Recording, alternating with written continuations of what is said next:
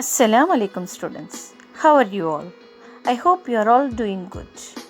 12th Standard Computer Applications Lesson-16 Electronic Payment Systems Part-3. This class is a continuation of previous sessions. In the previous sessions, we have seen what is electronic payment systems, classification of electronic payment methods, and card-based payment systems. In the card-based payment systems, we have seen credit card, debit card, and stored value cards. The remaining topics we will see in today's session. Now we are going to learn about SmartCard. The modern version of card-based payment is SmartCards. Nowadays, all credit cards and debit cards have turned into smart cards. Smart cards, along with the regular features of any card-based payment systems, holds a special EMV chip. EMV stands for Europay, Master and Visa. These are the companies which together invented this technology. So, they have named this chip as EMV. So the name of the chip is EMV, that is Europay, Master and Visa. This chip is similar to well-known SIM card in appearance, but it differs in its functionalities. The advantage of smart cards is that it can provide even a person identification. In credit card and debit cards, we have seen only the available balance of our account and the withdrawal money. But in the smart card, along with these, we can also see the person identification, authentication, data storage, and application processing. Smart cards can be classified into two, that is, contact smart cards and contactless smart cards. So there are two types of smart cards classification. One is contact smart cards and the other one is contactless smart cards. The first one is contact smart cards. Contact smart cards have a contact area of approximately 1 square centimeter and it comprising several gold-plated contact pads. You can see the picture here. These pads provide electrical connectivity only when inserted into a reader. See, the second picture shows you the smart card reader. So, using this reader, we can swipe the card. So, it makes to contact with the card, which is also used as a communications medium between the smart card and a host. That is why it is called as contact smart card. Example of smart card is, that is contact smart card is a point of sale terminal, that is POS. This I have told you in the earlier session, right?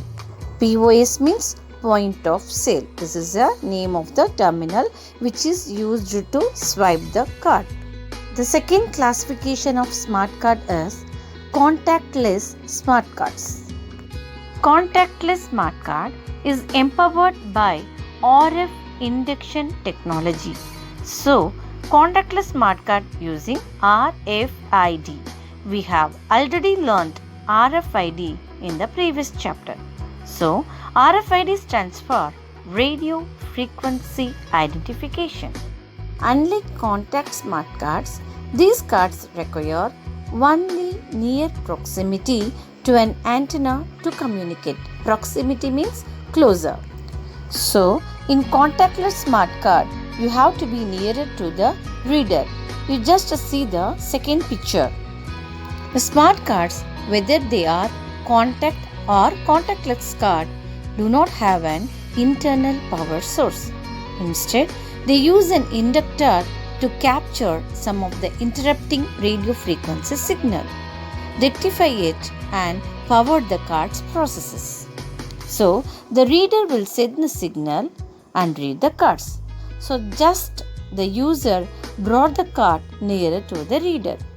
It will automatically read it. But in the Contact SmartCard, we have to swipe the card in the POS terminal, and there must be a physical contact between the SmartCard and a machine. But here in Contactless SmartCard, we have to bring it in a near proximity, which means we have to be closer to an antenna to communicate. That's enough here. So it uses RFID signal waves, that is shorter distance, to identify the information that is stored in the card. So these two are the classification of smart card. So what are the classification of smart card? Contact smart cards and contactless smart cards. I hope you understand this. Now we will move on to electronic account transfer. Apart from card-based payment systems, there are many alternative electronic payment systems are available. With the advent of computers, network technologies and electronic communications, a large number of alternative electronic payment systems have emerged, right? So with the advent of computers and network technologies, many electronic communications and large number of alternative electronic payment systems have emerged. So these includes ECS, EFT and RTGS, etc. The first one is ECS, which means Electronic Clearing Services. The second one is EFT, which means Electronic Funds Transfers. And the third one is RTGS, which means RealTime Raw Settlement Systems. So these electronic payment systems are used in lieu of tendering cash in domestic and international transactions. We will be learning these three in detail now. Now we are going to see the first one, Electronic Clearing Services, that is ECS. Electronic Clearing Service can be defined as repeated transfer of funds from one bank account to multiple bank accounts or vice versa using computer and internet technology, which means bulk payment and also bulk collection. Let us see the example for clear understanding. Institution or a company has to pay salary for all the employees. So the money has to be deducted from one bank account, but it has to be paid for different bank account, which means bulk transfer. That is, the money has to be debited from one bank account, but it has to be credited for different bank accounts. And this is a continuous process. For every month, the institution or the company will give the salary to their employees. So this comes under electronic clearing service. Here the payer means those who run the institution, instructs the bank to debit from his bank account and credit it to one or more payee bank account. Payee means employees. Bank account provided amounts and dates of the payment also be given earlier. So we don't want to remember the payment dates, that has to be given earlier. So this system provides the convenience of paperless payment. So everything is stored electronically. The advantage of this system are bulk payments, guaranteed payments and no need to remember payment dates. It can be used by institution for making payments such as disbursing of salary, pension or dividend interest among shareholders.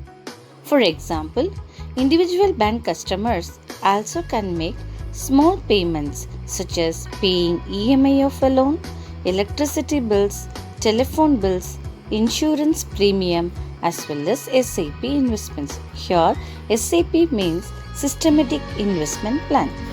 And you can also give dividend interest among different shareholders in a company. Advantages of this system are bulk payments. This is the main advantage. So, bulk payments and guaranteed payments are the main advantage of ECS.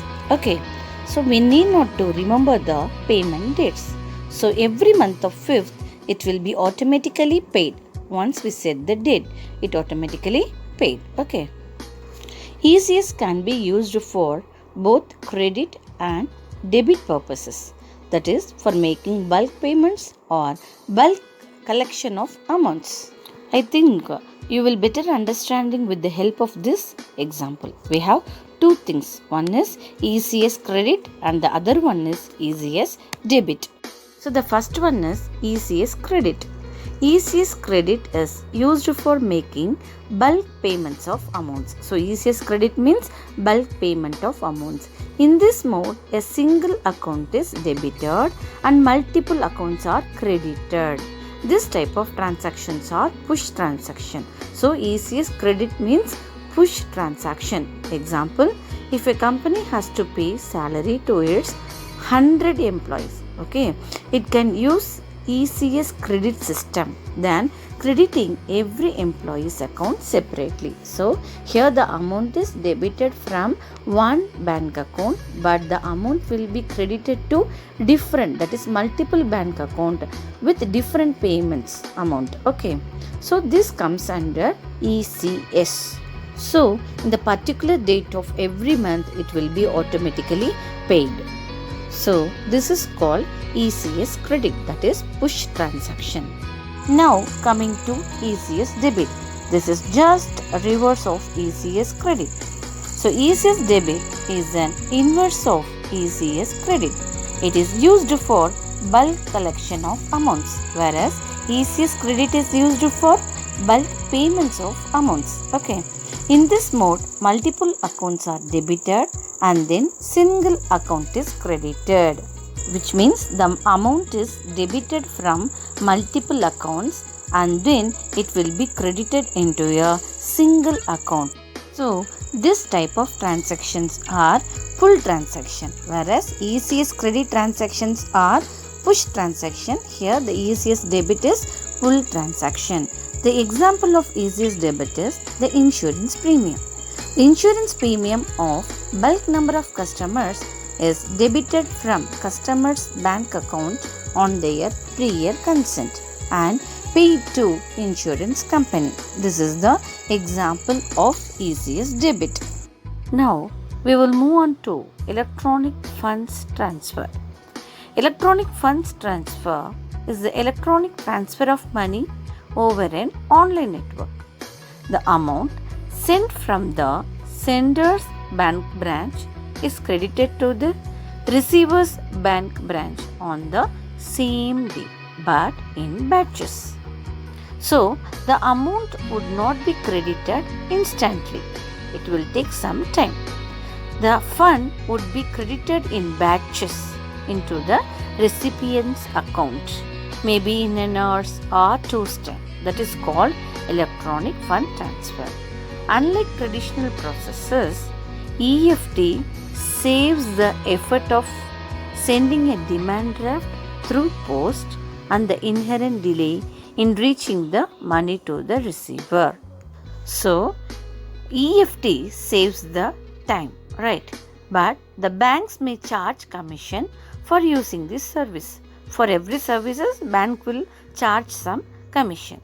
EFT is a widely used method for moving funds from one account to another, especially in B2B, that is business to business models. Okay. Our next topic is real-time gross settlement.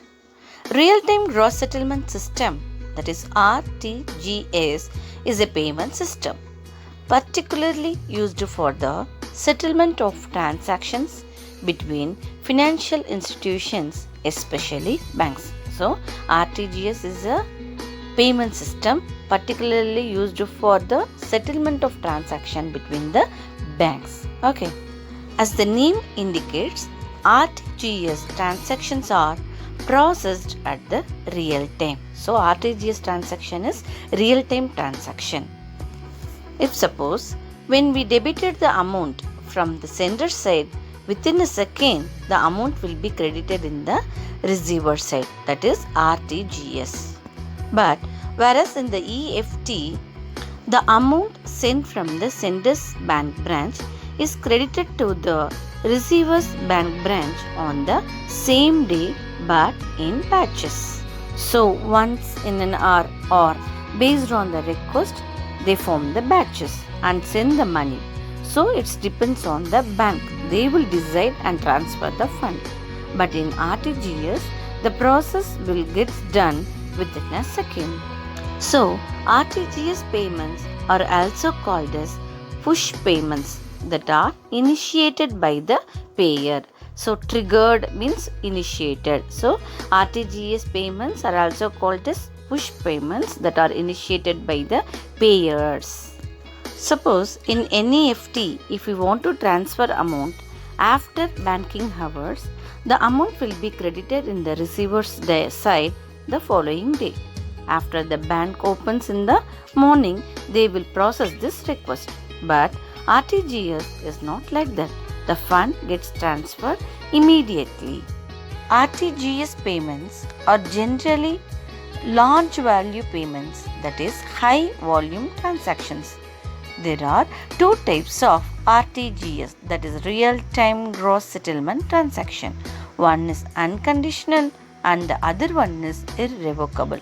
Let us see the first one, that is unconditional.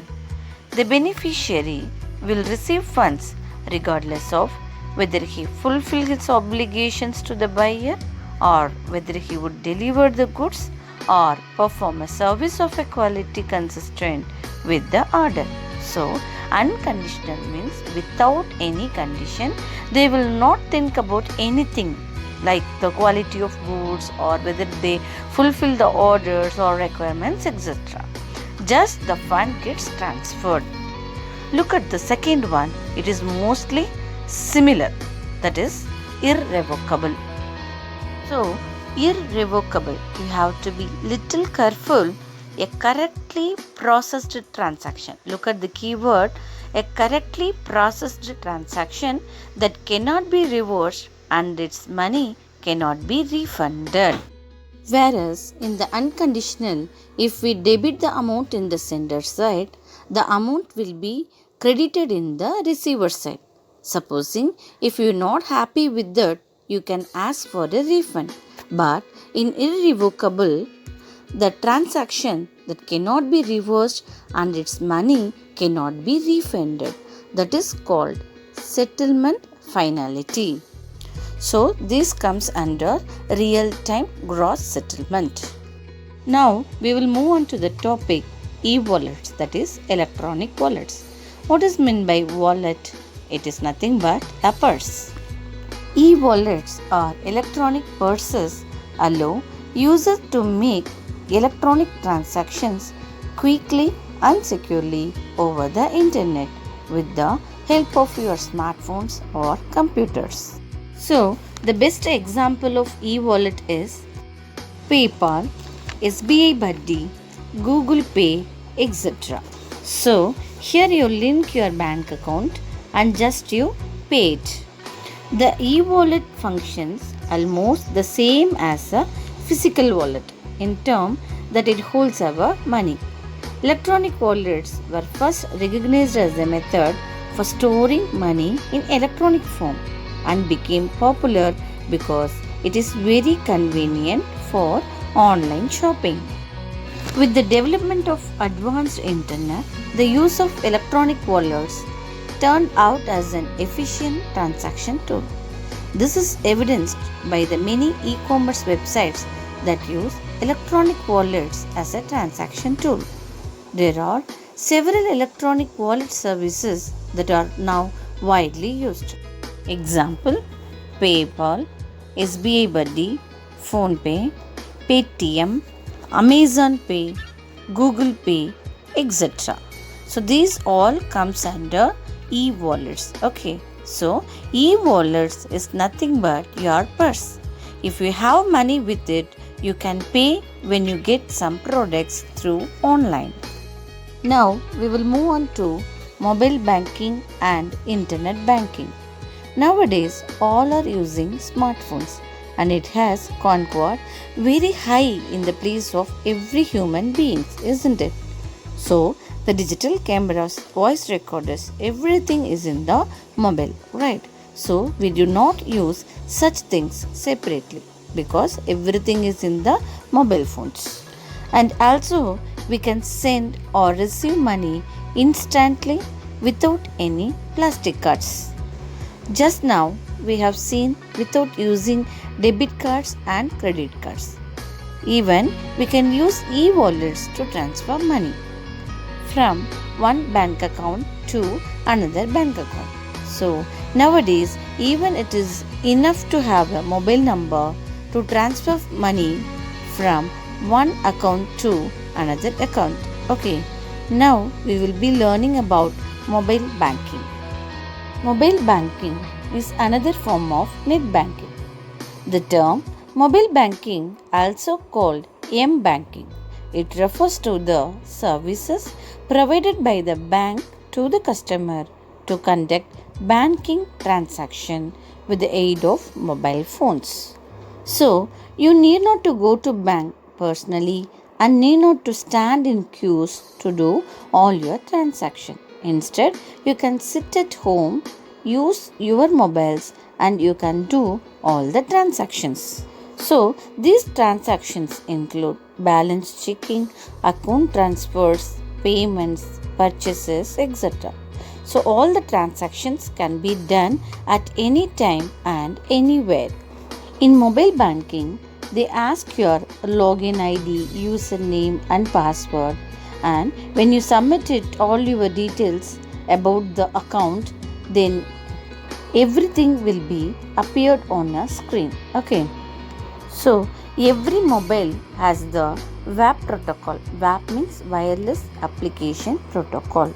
In the earlier mobiles, they do not have protocols, but nowadays every mobile phone has WAP protocols. The wireless application protocol is installed on the mobile phone. So, it is used for mobile session establishment with the bank's website.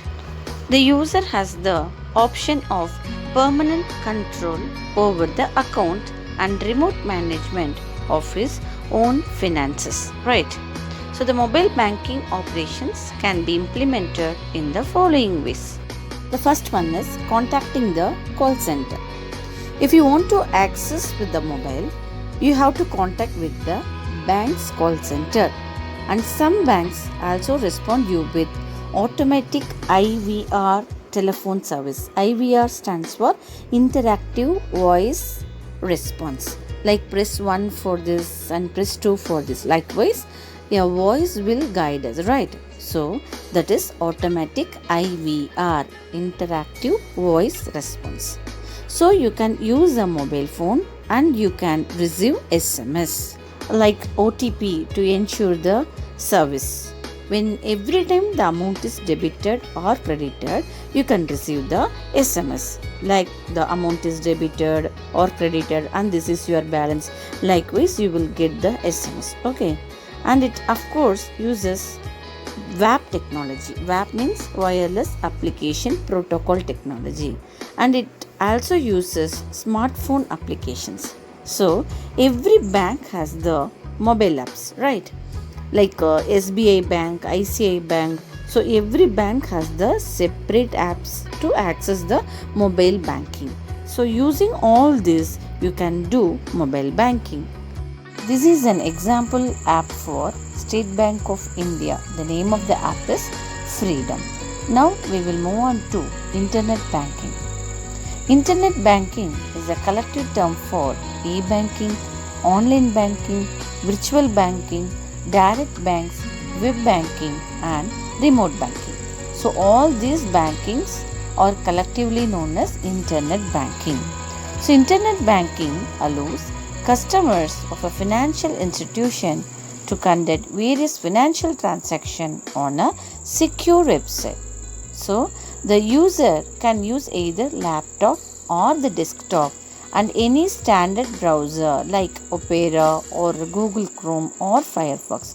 So So using any one of the browser, you can just go to the website of the bank and enter the username and password, and you can do it. It is just similar to mobile banking. Instead, you are using laptop or desktop for banking, and it has different other names given here, right? So all these terms are otherwise known as internet banking. The next one is the advantages of internet banking. The advantages of internet banking are that the payments are made at the convenience of the bank holder and are secured by username and password. When we need to do the payments, we can do it. So, you don't need to stand in a queue in a bank. You just give a username and password in your laptop or desktop itself to do the transaction. Through internet access, it can be used from anywhere in the world and at any time. The second advantage is any standard browser like Google Chrome, Opera, Firefox, anything.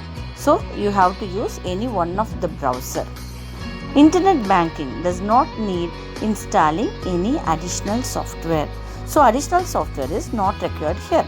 But in mobile banking, we need mobile apps to install and connect to the bank. But here in the internet banking, additional software is not needed.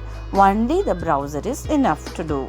And you can have complete control over all banking demands.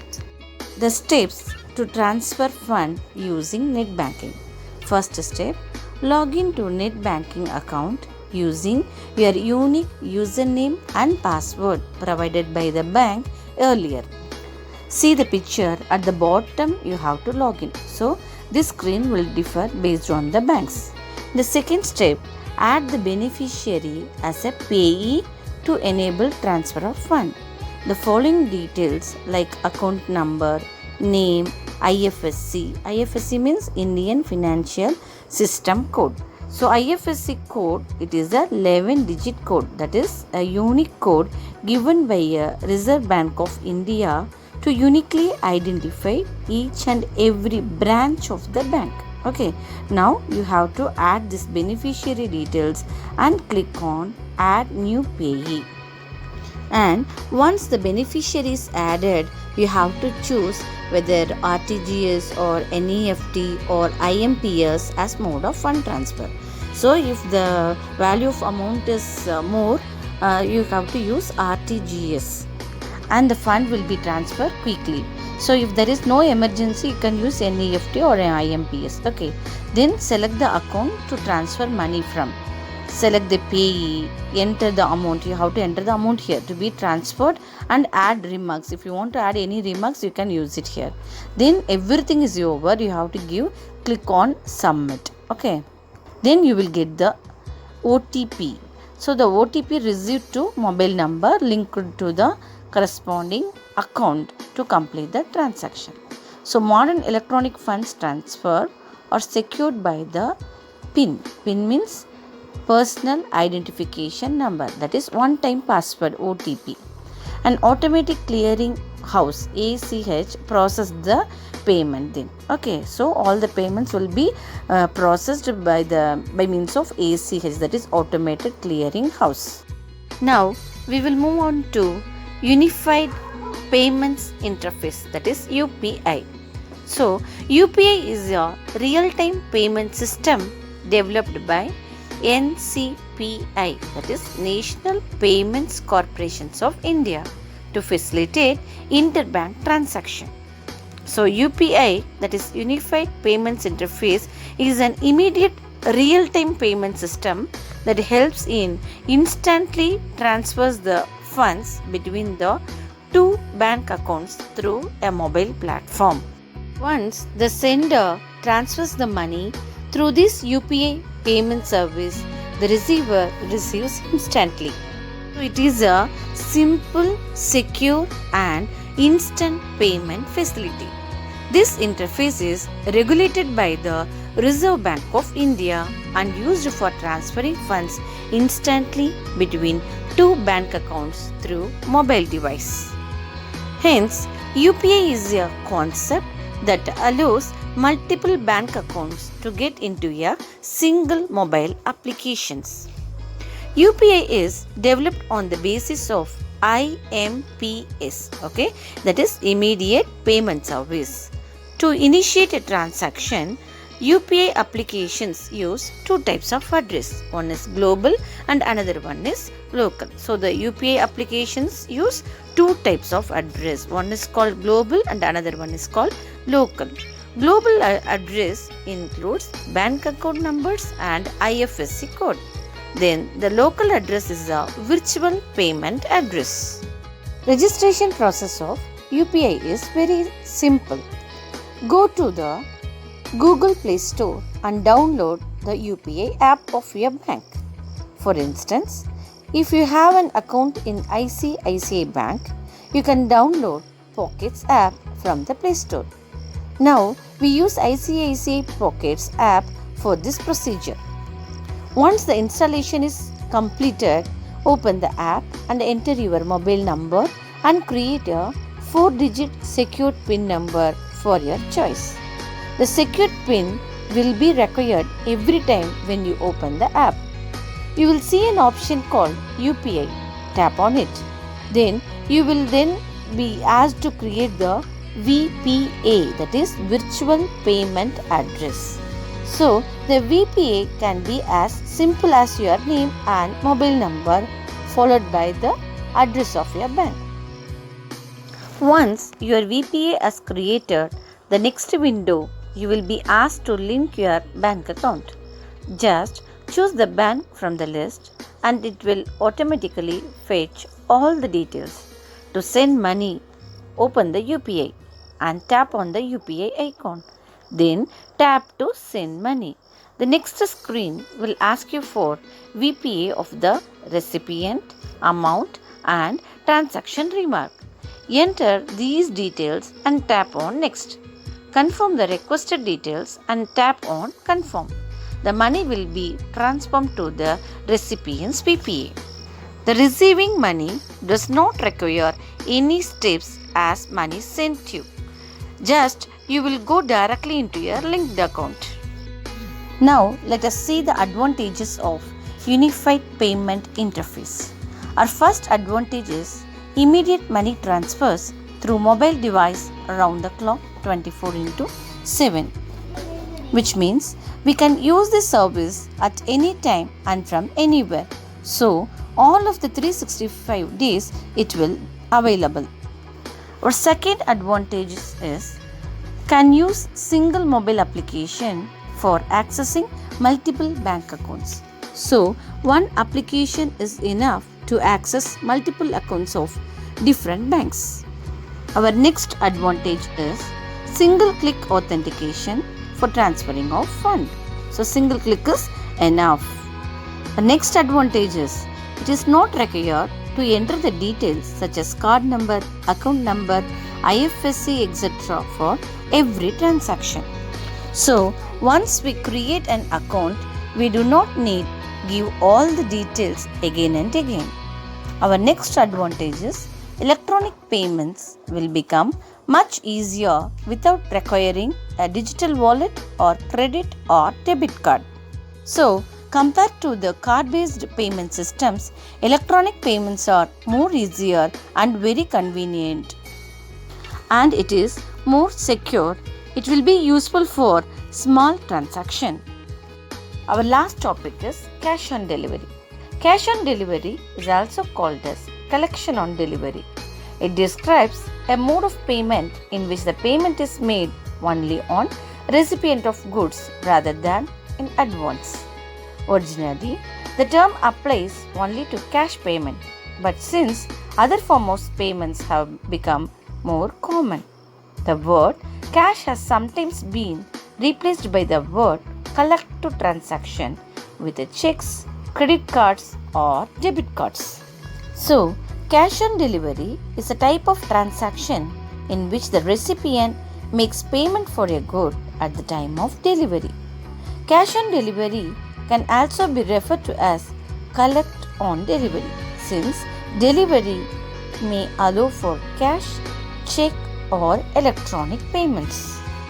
Students, this lesson ends here. I hope you understood this lesson. The assignment of this lesson is write a note on internet banking and mobile banking. Submit your assignment on time. Thank you for watching this video. We'll see you in the next video class. Assalamu alaikum.